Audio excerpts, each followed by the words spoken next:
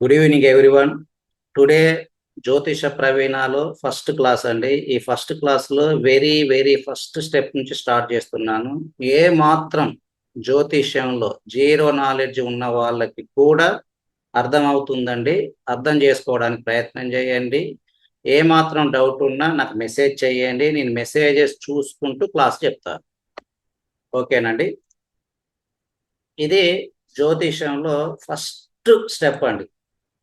దీన్ని కాలపురుష కుండలి అంటారు, లేకపోతే రాశి చక్రం అంటారు. ఇక్కడ మేషరాశి అండి, ఫస్ట్ రాశి మేషరాశి. ఈ మేషరాశికి అధిపతి కుజగ్రహం. ఈ మేషరాశికి అధిపతి కుజగ్రహం అండి.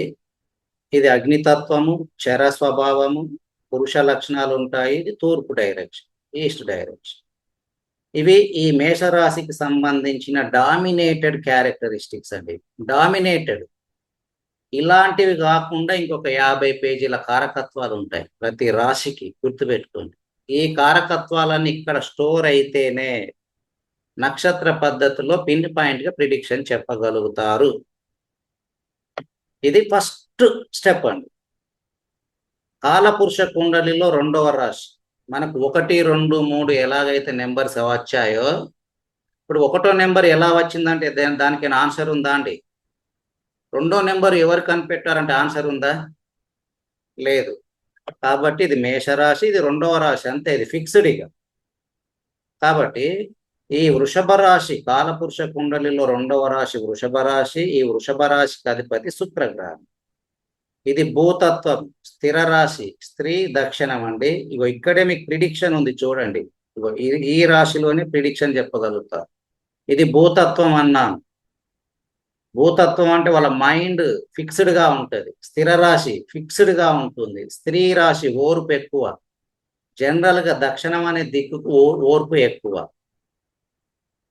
ఇది కాబట్టి ఇందులో నక్షత్ర పద్ధతిలో 4 గ్రహాలు వచ్చాయనుకోండి.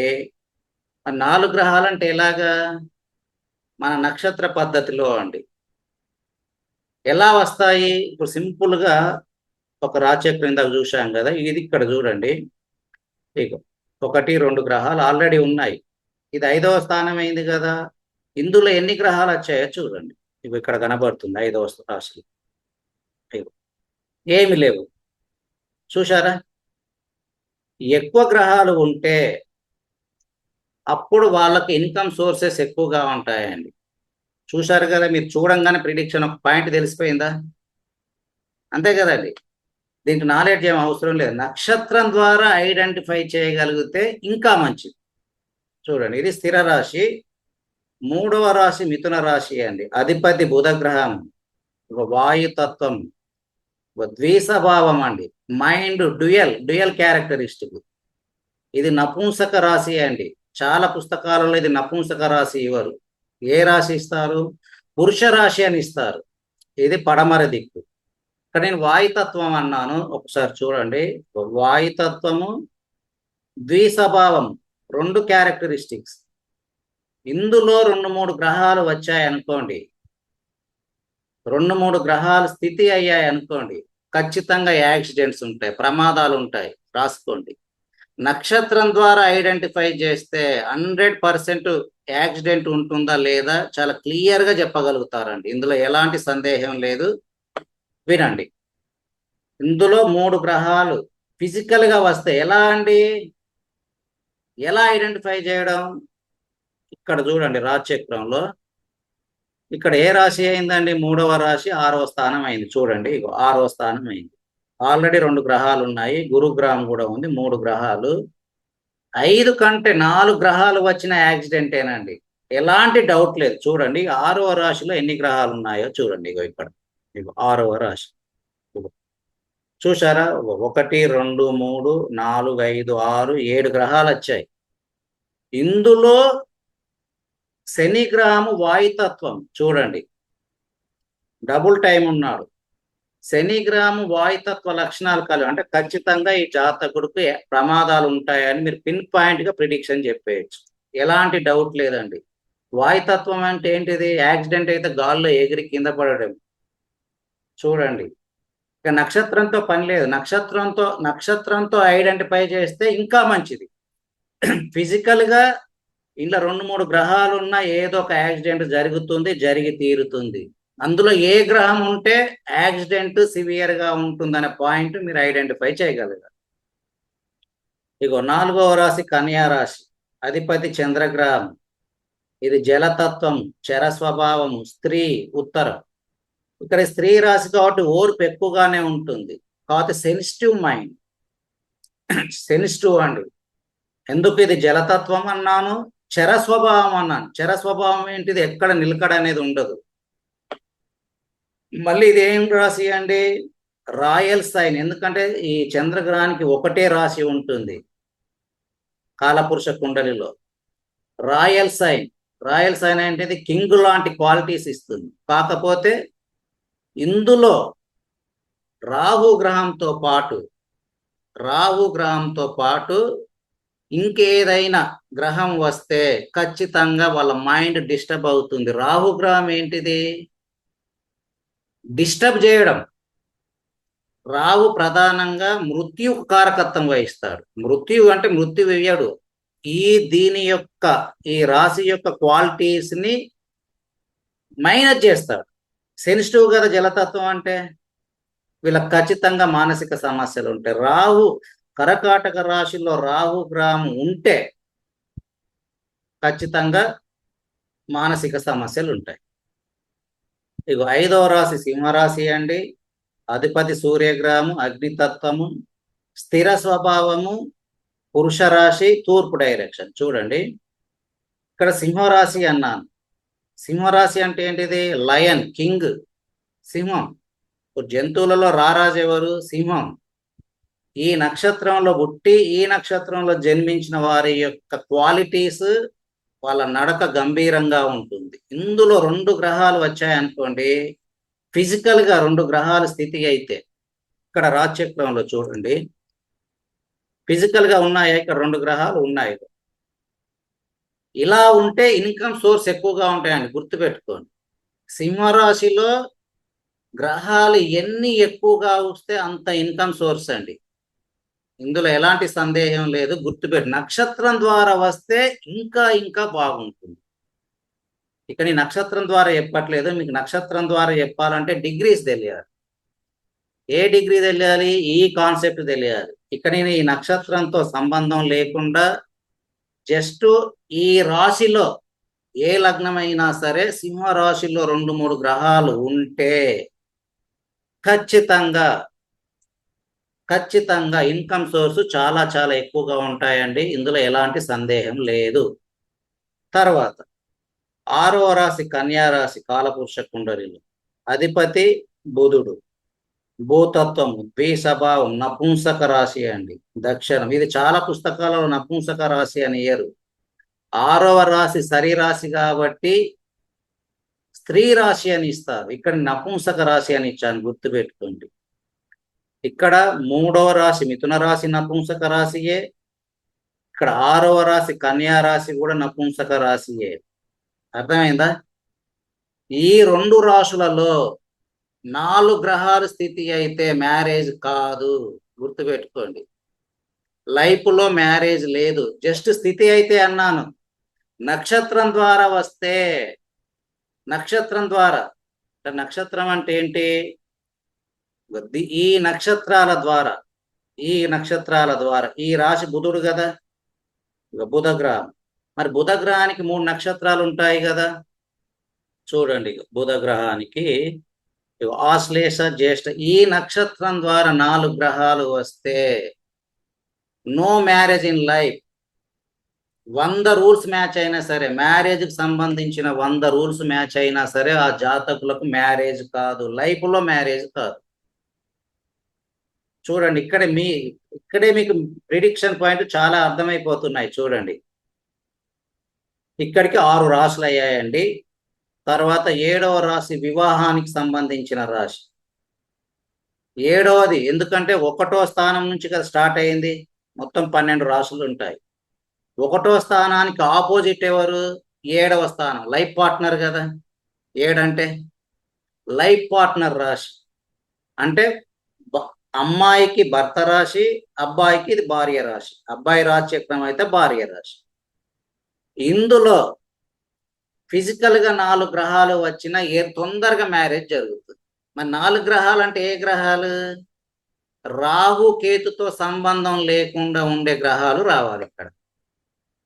రాహు కేతుతో సంబంధం లేకుండా ఉండే గ్రహాలు. మనకు 9 నక్షత్రాలండి, 9 గ్రహాలు రాశిచక్రంలో. చూడండి, సూర్యగ్రహము, చంద్రగ్రహము, కుజ, బుధ, గురు, శుక్ర, శని, రాహు, కేతు. ఈ రాహు కేతు గ్రహాలకు ఓనర్షిప్ లేదు. కాబట్టి ఈ రాహు కేతు గ్రహాలతో సంబంధం లేకుండా 4 గ్రహాల స్థితి అయితే చాలు. నక్షత్రం ద్వారా వస్తే ఇంకా తొందరగా మ్యారేజ్ జరుగుతుంది. గుర్తుపెట్టుకోండి. ఏ నక్షత్రాలు నేను తర్వాత క్లాసులో చాలా క్లియర్గా ఎక్స్ప్లెయిన్ చేస్తాను. ఏ నక్షత్రాల ద్వారా వస్తే వివాహం జరుగుతుంది, ఏ నక్షత్రాల ద్వారా వస్తే వివాహం ఆలస్యం అవుతుంది, ఏ నక్షత్రాల ద్వారా వస్తే వివాహం లైఫ్లో జరగదు. ఆల్రెడీ మీకు తెలిసిపోయింది. ఏ నక్షత్రాల ద్వారా వస్తే వివాహం జరగదండి? బుధ గ్రహము నపుంసక రాశి, అధిపతి బుధుడే. కన్యా రాశి నపుంసక రాశి, అధిపతి బుధ గ్రహం. ఇక్కడ నేను ఏమి ఇచ్చాను? నపుంసక గ్రహాలు చూడండి. సూర్యగ్రహము పురుషుడు, క్షత్రియుడు అండి, కింగ్. చంద్రగ్రహము వైశ్యుడు, బిజినెస్ ప్లానెట్, స్త్రీ. కుజగ్రహము క్షత్రియుడు, పురుష ప్లానెట్. బుధగ్రహము భూతత్వము, వైశ్యుడు, బిజినెస్ ప్లానెట్, నపుంసక. గురుగ్రహము బ్రాహ్మణ ప్లానెట్. మనకు జ్యోతిష్యం రావాలంటే బ్రాహ్మణ ప్లానెట్ యొక్క ప్రభావంలో ఉండాలి, పురుషుడు. శుక్రగ్రహం కూడా బ్రాహ్మణ ప్లానెటే, స్త్రీ. శని గ్రహము వాయుతత్వం, శూద్రుడు. ఇన్కమ్ బాగిస్తుంది, ఆలస్యం చేస్తారు. కష్టపడి పనిచేయడం కదా శూద్రులు అంటే. కష్టపడి పని చేస్తారు, తర్వాత కాలు మీద కాలు వేసుకొని హాయిగా జీవిస్తారు శూద్రుడు. నపుంసక. ఇక్కడ 2 గ్రహాలు ఇచ్చాను నపుంసక. ఈ గ్రహాల ద్వారా 7వ స్థానానికి 4 గ్రహాలు వస్తే మ్యారేజ్ కాదు. అర్థమైందా అండి? సింపుల్, ఇంతే ప్రిడిక్షన్. శని గ్రహము, బుధ గ్రహము నపుంసక గ్రహాలు. ఈ నపుంసక గ్రహాలు ఏంటివి ఇక్కడ చూడండి. బుధ గ్రహం, శని గ్రహము పుష్యమి, అనురాధ, ఉత్తరాభాద్ర. బుధుడు ఆశ్లేష, జ్యేష్ఠ. ఈ 6 నక్షత్రాలలో 4 గ్రహాలు ఉన్న లైఫ్లో మ్యారేజ్ కాదు. ఇంతే ప్రిడిక్షన్. ఇక లగ్నంతో సంబంధం లేదు. లగ్నం ద్వారా చూస్తే ఇంకా మంచిది. 7వ రాశి తులారాశి, మ్యారేజ్ లైఫ్ పార్ట్నర్. 8వ రాశి వృశ్చిక రాశి, సీక్రెట్స్ అండి. ఇది అధిపతి కుజుడు. ఇక్కడ కుజగ్రహానికి 2 రాశులు ఉన్నాయి. 1వ రాశి, 8వ రాశి. 8వ రాశి సీక్రెట్స్ అండి. సీక్రెట్స్ అంటే ఏంటివి? మన బాడీలో సీక్రెట్స్ ఏంటి? ప్రైవేట్ పార్ట్స్, అంతేనా? ఇందులో 2-3 గ్రహాలు వచ్చిన సంతానం ఉండదు. అర్థమైందా? పునరుత్పత్తే కదా ప్రైవేట్ పార్ట్స్ అంటే. ఇందులో ఏ గ్రహాలు వస్తే ఉండవు? శని బుధ గ్రహాలు వస్తే సంతానం ఉండదు, అంతే. అవి నపుంసక గ్రహాలు కదా. ఇందులో 4-5 గ్రహాలు వచ్చిన లైఫ్ పార్ట్నర్ తొందరగా చనిపోతారు. 8వ స్థానం సీక్రెట్స్. 8వ స్థానం హఠాత్తుగా వచ్చే మనీ, అనుకోకుండా వచ్చే ధన సంపాదన, ఇన్సూరెన్స్. 8వ స్థానం అమ్మాయికి మాంగళ్య స్థానం. 9వ స్థానం బెస్ట్ బెనిఫిట్ అండి. ధనుసు రాశి, అధిపతి గురుగ్రహము, అగ్నితత్వము, ద్విసభవ రాశి, పురుష రాశి, తూర్పు డైరెక్షన్. 9వ రాశి నిజాయితీ అండి. లైఫ్ లాంగ్ ఇన్కమ్ ఇచ్చే రాశి ఏంటిది? 9వ రాశి. వీళ్ళు కరెక్ట్గా ఉంటారు. కరెక్ట్గా ఉన్న వాళ్ళకే లైఫ్ లాంగ్ ఇన్కమ్ ఉంటుంది. ముందు అవినీతికి పాల్పడిన వాళ్ళకి ఇన్కమ్ మొదట్లో ఉంటుంది, తర్వాత జీరోకి పడిపోతారు. సో గురుగ్రహము యొక్క ప్రభావంలో 4 గ్రహాలు వస్తే ఫుల్ ఇన్కమ్, పూర్ణాయుష్ అండి. గురు నక్షత్రాలు ఏంటివి? ఇక్కడ గురుగ్రహం చెందిన నక్షత్రాలు భిన్నపాద నక్షత్రాలు, అంటే 2 రాశుల్లో ఉంటాయి. పునర్వసు, విశాఖ, పూర్వభాద్ర. వీటి గురించి ఇప్పుడు నేను ప్రత్యేకంగా ఎక్స్ప్లెయిన్ చేస్తాను, చూడండి. తర్వాత 10వ రాశి మకర రాశి, అధిపతి శని, భూతత్వం, చరరాశి, నపుంసక. ఇది నపుంసక రాశి అండి, గుర్తుపెట్టుకోండి. 10వ రాశి మన వృత్తిని తెలియజేస్తుంది. 1వ రాశి ఏంటిది? మన గురించి అండి. 1 అంటే మన గురించి, 10వ స్థానం వృత్తి. ఈ 1కి 10కి లింక్ అవ్వాలి. అంటే ఈ 1వ స్థానానికి సంబంధించిన నక్షత్రాలు కుజగ్రహం, కుజ నక్షత్రాలు. ఈ 10వ రాశి శని కదా అధిపతి, ఈ శని గ్రహానికి సంబంధించిన నక్షత్రాలు మిక్స్ అయితే లైఫ్ లాంగ్ మంచి స్టేబుల్గా ఇన్కమ్ ఉంటుంది, ఎలాంటి ఫైనాన్షియల్ ప్రాబ్లమ్స్ రావు. కాబట్టి ఇక్కడ 10వ స్థానానికి అధిపతి శని గ్రహం, గుర్తుపెట్టుకోండి. వృత్తి స్థానం ఇది భూతత్వం అండి. భూతత్వం మంచి ఇన్కమ్ ఇస్తుంది. తర్వాత కుంభరాశి, అధిపతి శని గ్రహం, వాయుతత్వం, స్థిర రాశి, నపుంసక పడమ. ఇక్కడ వాయుతత్వం ఇచ్చాను, గుర్తుపెట్టుకోండి. ఈ వాయుతత్వంలో రాహుతో పాటు ఇంకేదైనా గ్రహం వస్తే ఖచ్చితంగా యాక్సిడెంట్స్ జరిగి తీరుతాయి. లైఫ్లో ఏదో ఒక యాక్సిడెంట్, మేజర్ యాక్సిడెంట్ జరుగుతుందండి. ఇందాక ఏం చెప్పాను? మిథున రాశి వాయుతత్వం అని, ఇక్కడ కూడా యాక్సిడెంట్సే అన్నాను. ఇది కూడా వాయుతత్వం, ఇక్కడ కూడా యాక్సిడెంట్సే, గుర్తుపెట్టుకోండి. ఇందులో రాహు గ్రహంతో పాటు ఇంకేదైనా గ్రహం వస్తే ఫిజికల్గా, ఇక్కడ చూడండి, ఇక్కడ రాహువే ఉన్నాడు, చూశారా? ఇగో రాహువే ఉన్నాడు కుంభంలో. ఇతనికి ఖచ్చితంగా యాక్సిడెంట్ ఉంటాయని చెప్పేయచ్చు. ఇంకేదైనా గ్రహం వస్తే ఆ యాక్సిడెంట్ యొక్క తీవ్రత ఎక్కువగా ఉంటుంది. మీరు ఎప్పుడైనా గుర్తుపెట్టుకోండి, వాయుతత్వంలో రాహు గ్రహం ఉంటే యాక్సిడెంట్ ఖచ్చితంగా జరుగుతుంది. Simple rule. ఇక నక్షత్రంతో అవసరం లేదు, నక్షత్రం ద్వారా వస్తే తీవ్రత ఎక్కువగా ఉంటుంది. చివరిగా 12వ రాశి అండి, మీనరాశి, అధిపతి గురుగ్రహము, జలతత్వము, ద్విషభావ రాశి, స్త్రీ ఉత్తరం అండి. ఈ గురుగ్రహానికి సంబంధించిన నక్షత్రాలలో కూడా 12కు వచ్చినా కానీ జ్యోతిష్యం తొందరగా వస్తుంది. మోక్షస్థానం 12. ఇవి 12 రాశులండి. ఒక్కొక్క రాశికి ఒక్కొక్క గ్రహం ఆధిపత్యం వహిస్తుంది. ఇక్కడ రాసుకోండి. కుజగ్రహానికి 2 రాశులండి. మేషరాశి మొదటి రాశి, అలాగే 8వ రాశి వృశ్చిక రాశి. మొదటి రాశి మన టోటల్ బాడీ అండి, టాప్ టు బాటం, తల నుంచి పాదాల వరకు మేషరాశి. అంటే మొత్తం బాడీని మేషరాశి. ప్రత్యేకంగా ఈ మేషరాశి తల భాగం అండి, ప్రత్యేకించి తల భాగము. ఇది 1వ భావం కాబట్టి మన బాడీ మొత్తం అన్నమాట, ఆరోగ్యం. 8వ రాశి ఏంటి? Private parts. అంటే కుజగ్రహము మొదటి రాశికి, అలాగే 8వ రాశి ప్రైవేట్ పార్ట్స్ కారకత్వం వహిస్తాడు. తర్వాత శుక్రుడికి 2 రాశులు అండి. 2వ రాశి వృషభ రాశి, 7వ రాశి తులారాశి. ఇక్కడ 2వ రాశి కుటుంబం, ధన సంపాదన, ఫైనాన్షియల్ మ్యాటర్స్. అలాగే 7వ రాశి ఏంటి? తులారాశి, వివాహ స్థానం, భాగస్వామ్య వ్యాపారం. కాబట్టి ఈ 2 రాశులలో శుక్రుడు బలంగా ఉంటే ఇన్కమ్ బాగా ఇస్తాడు, మ్యారేజ్ కూడా సమయానికి జరుగుతుంది. తర్వాత శుక్రగ్రహానికి 2 రాశులు రాసుకున్నారు కదా. బుధ గ్రహానికి 2 రాశులు. ఇక 3వ రాశి మిథున రాశి, అధిపతి బుధగ్రహం, ఇది నపుంసక రాశి. అలాగే బుధ గ్రహానికి 6వ రాశి కన్యా రాశి, ఇది కూడా నపుంసక రాశి.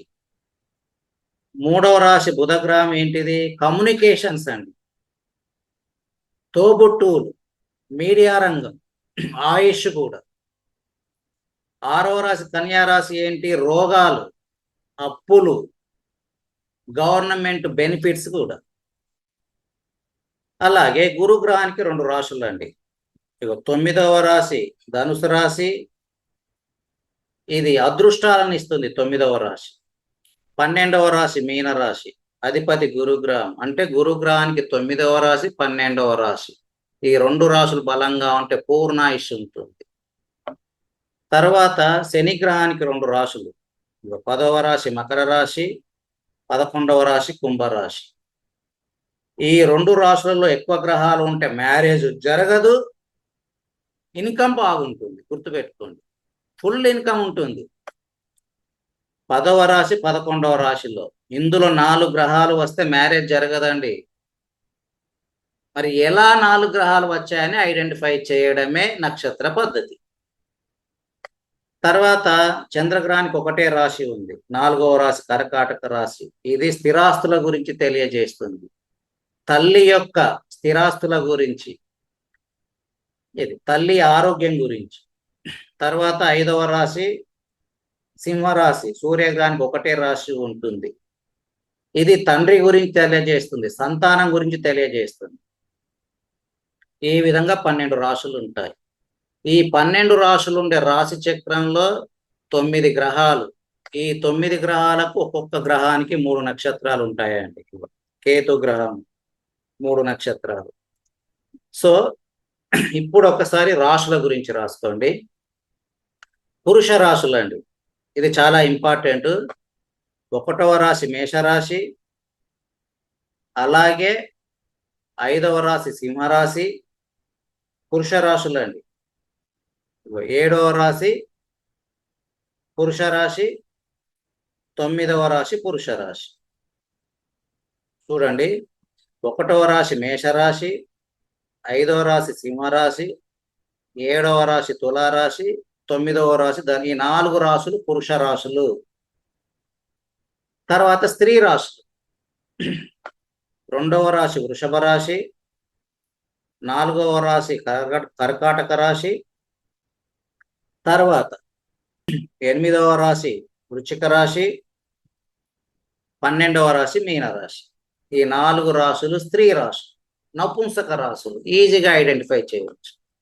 బుధ గ్రహానికి చెందిన 2 రాశులు, మిథున రాశి, 6వ రాశి కన్యా రాశి. అలాగే శని గ్రహానికి చెందిన 2 రాశులు, 10వ రాశి మకర రాశి, 11వ రాశి కుంభరాశి. ఈ 4 రాశులు నపుంసక రాశులు. ఈ 4 రాశులలో 5 గ్రహాల స్థితి అయితే నో మ్యారేజ్ ఇన్ లైఫ్. ఇది 100% ప్రిడిక్టివ్ రూల్. ఈ నపుంసక రాశులలో ఎన్ని గ్రహాలు నక్షత్రం ద్వారా వచ్చాయనేది ఐడెంటిఫై చేయడమే జ్యోతిష్యం నేర్చుకోవడం. తర్వాత ఇప్పుడు నక్షత్రాల దగ్గరికి వెళ్దామండి. చూడండి, ఇక నక్షత్రాల కాన్సెప్ట్ ఇంపార్టెంట్.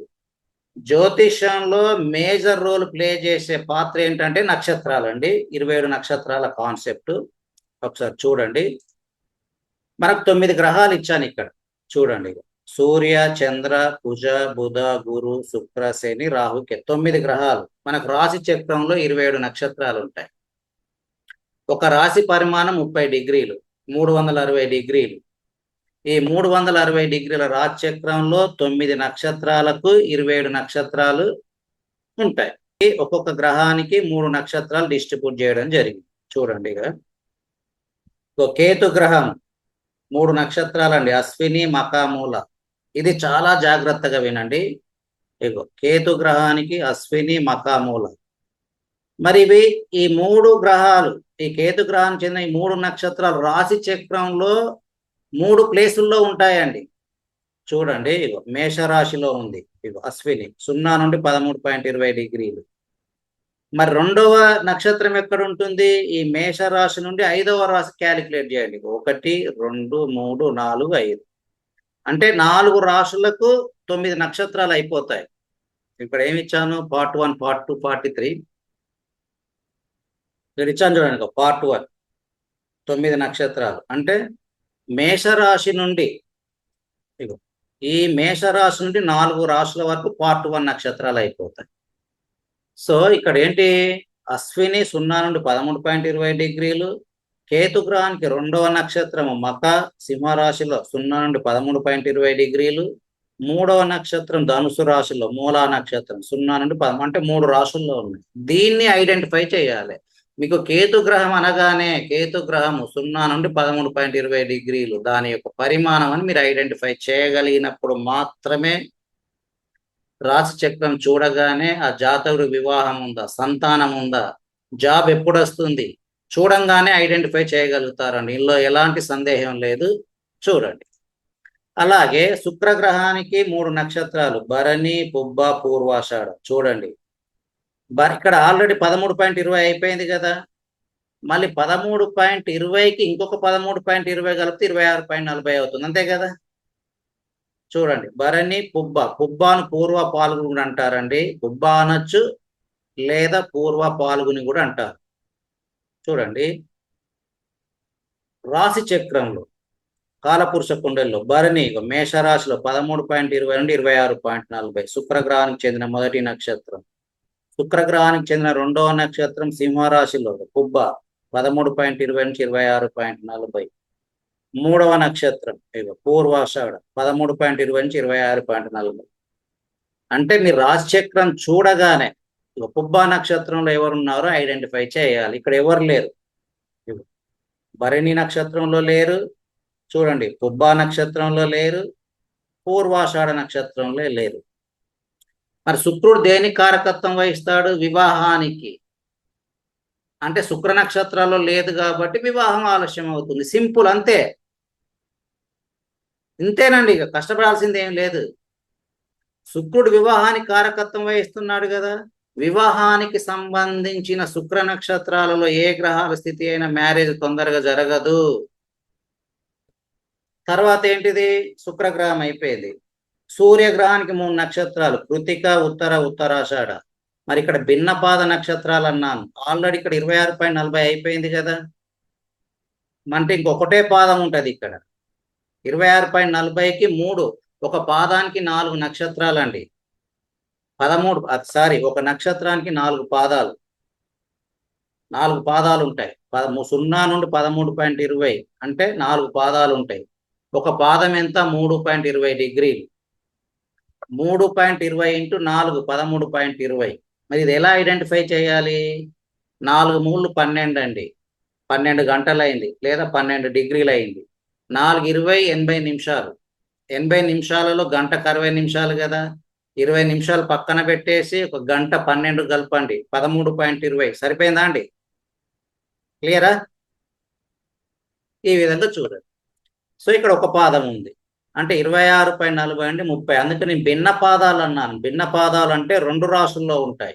చూడండి, 26.40 నుండి 30 డిగ్రీల వరకు మేషరాశిలో, తర్వాత 0 నుండి 10 డిగ్రీల వరకు వృషభ రాశిలో. చూడండి, చూశారా? అలాగే సూర్యగ్రహం చెందిన రెండవ నక్షత్రం ఉత్తరా నక్షత్రం ఇక్కడ ఉంటుంది. ఉత్తర 26.40 నుంచి 30 కన్యా రాశిలో 0 నుండి 10 డిగ్రీలు. మరి మూడో నక్షత్రం ఏంటిది? ఉత్తరాషాఢ ధనుసు రాశిలో 26.40 నుంచి 30 0 నుండి 10 డిగ్రీలు. క్లియర్ కదండి? ఇది. ఆ తర్వాత సూర్యగ్రహం తర్వాత ఎవరు? చంద్రగ్రహానికి 3 నక్షత్రాలు ఉంటాయి, రోహిణి, హస్త, శ్రవణం. ఆల్రెడీ 10 డిగ్రీలు అయిపోయింది కదా. 10కి 13.20 కలిపితే 23.20. క్లియర్ కదా? చూడండి, ఇది ఎందులో ఉంటాయి? రోహిణి, హస్త, శ్రవణం. వృషభ రాశిలో రోహిణి 10 నుండి 23.20. రెండవ నక్షత్రం హస్త 10 నుండి 23.20 డిగ్రీలు. మూడవ నక్షత్రం ఎక్కడ ఉంది? శ్రవణం 10 నుంచి 23.20 డిగ్రీలు. క్లియర్ కదండి? ఇది. సో ఈ విధంగా మనం ఐడెంటిఫై చేయాలి. అర్థమైంది కదండి? చూడండి, శ్రవణం 3 నక్షత్రాలు వచ్చేసాయి. తర్వాత ఏంటిది? చంద్రగ్రహం అయిపోయిన తర్వాత కుజుడు, ఇది కూడా భిన్నపాద నక్షత్రాలే. 23.20 నుంచి 30 2 పాదాలు ఒక రాశిలో ఉంటాయి, ఇంకో రాశిలో 2 పాదాలు ఉంటాయి. 0 నుండి 6.40. చూడండి, చూడండి మృగశిర నక్షత్రం ఇక్కడికి 23.20 అయిపోయింది కదా. 23.20కి 6.40 కలిపితే 30. 6.40 అంటే 2 పాదాలు.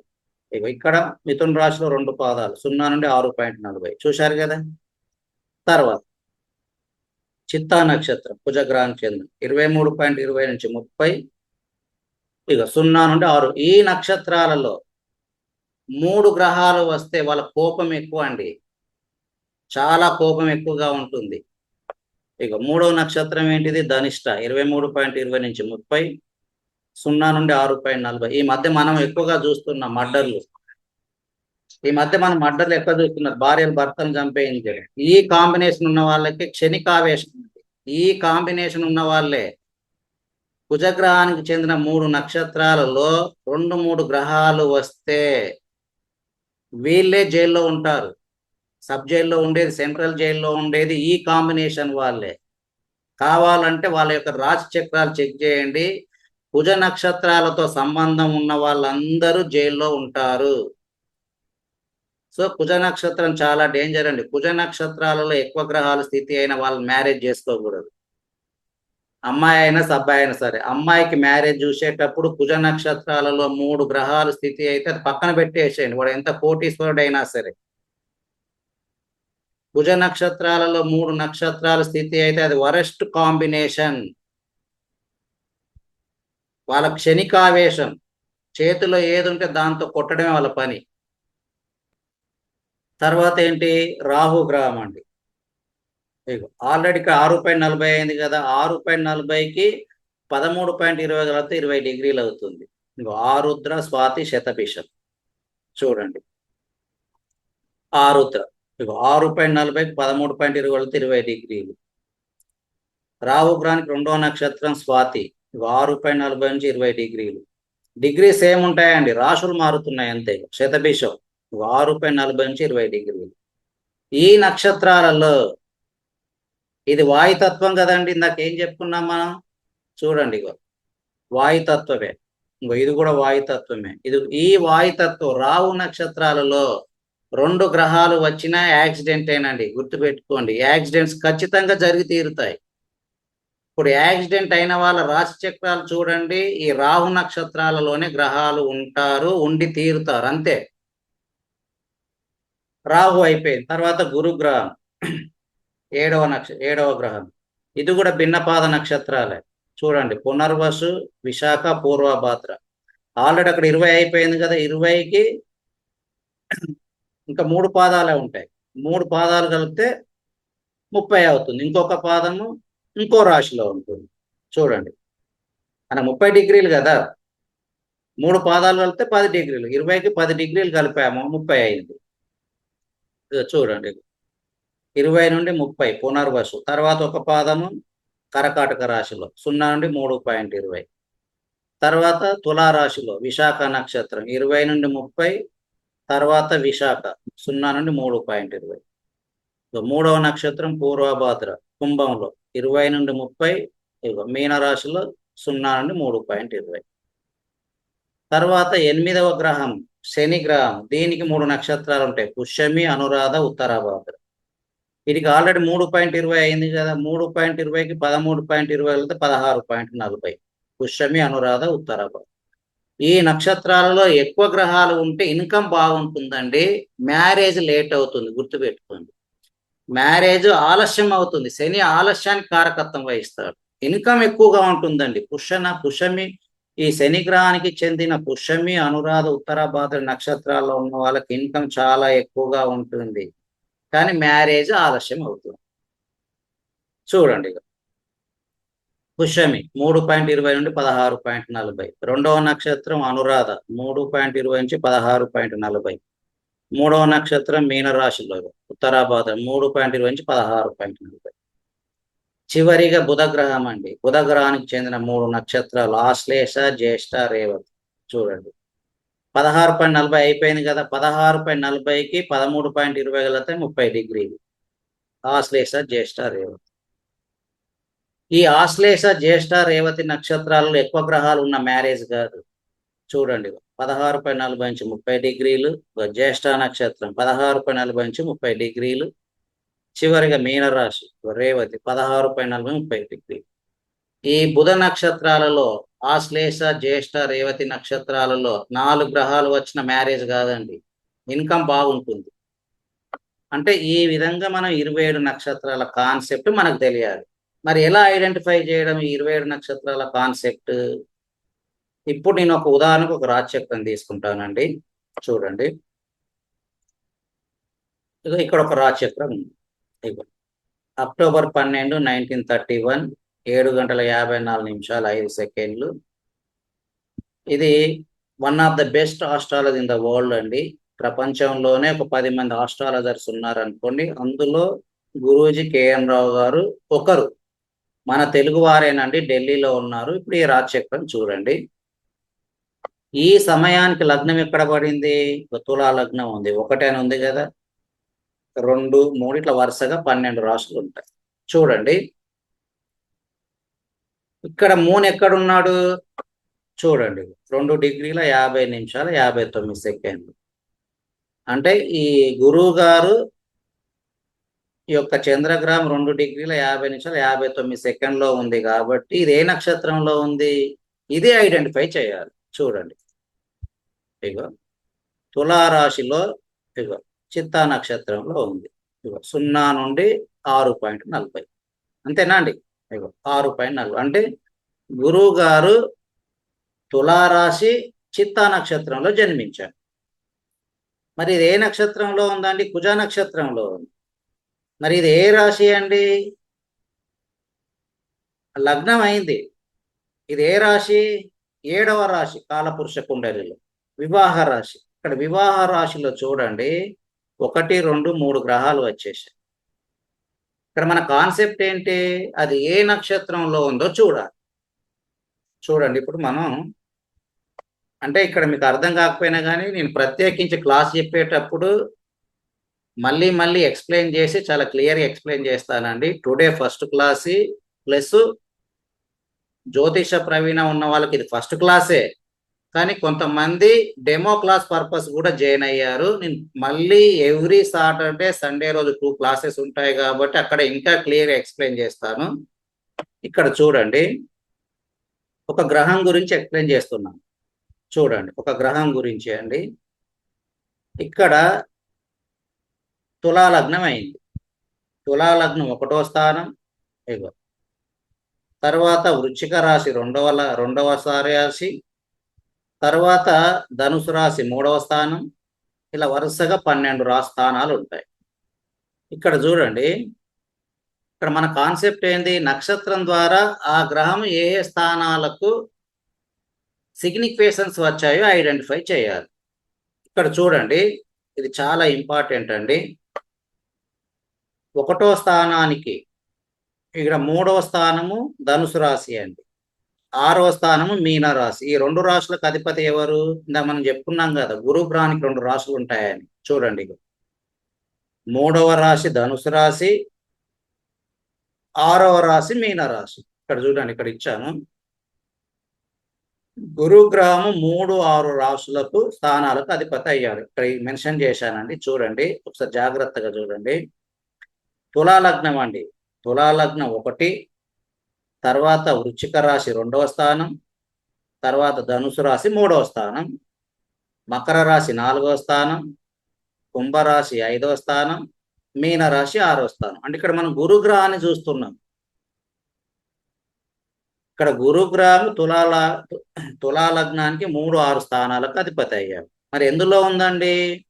ఈ 3, 6 స్థానాలకు అధిపతి అయిన గురుగ్రహం ఇక 10వ స్థానం కర్కాటక రాశిలో ఉంది. చూడండి, 10వ స్థానం కర్కాటక రాశిలో ఉందండి.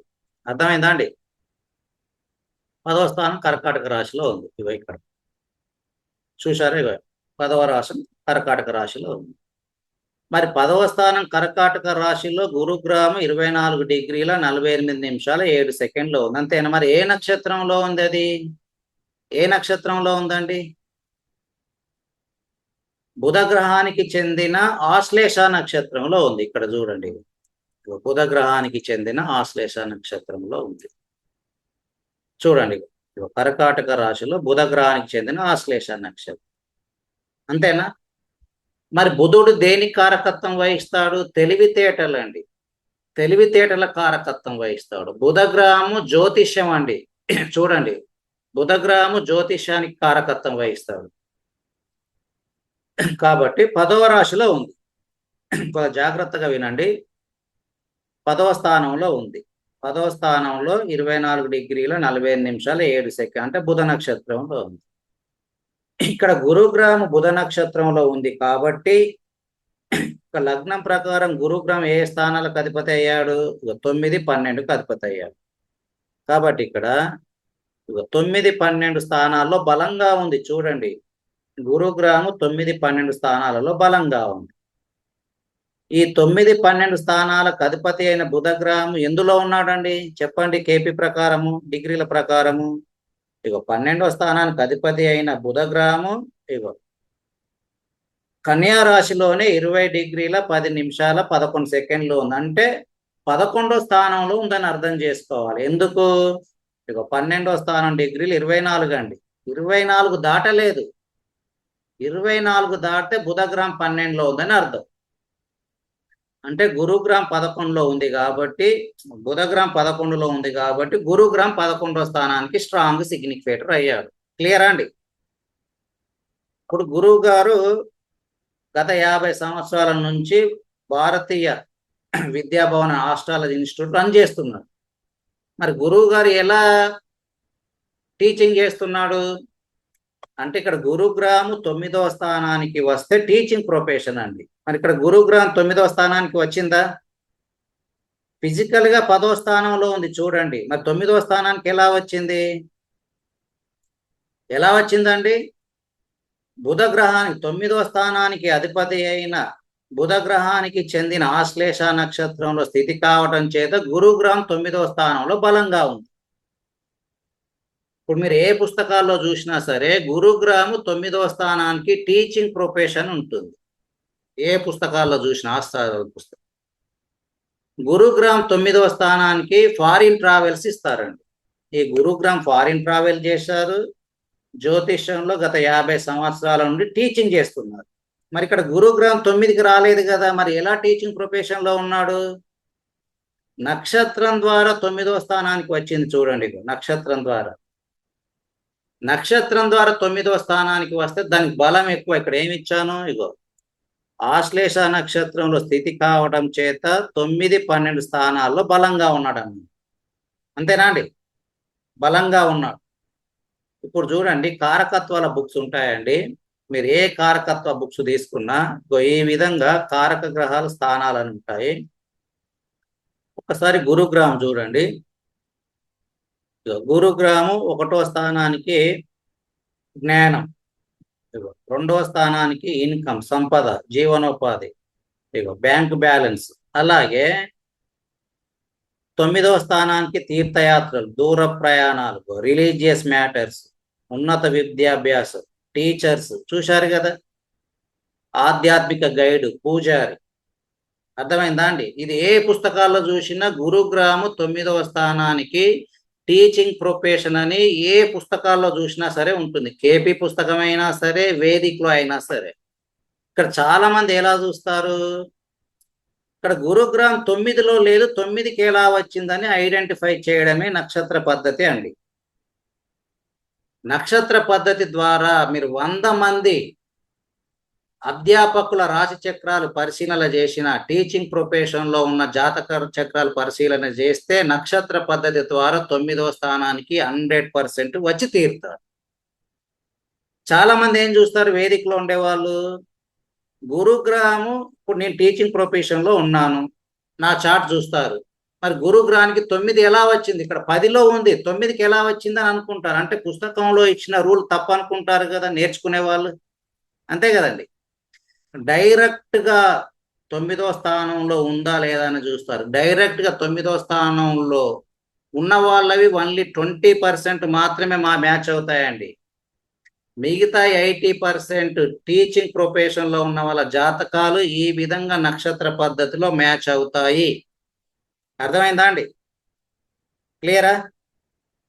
అంటే ఈ విధంగా మన నక్షత్ర పద్ధతిలో ప్రిడిక్షన్ చూడడం రావాలి.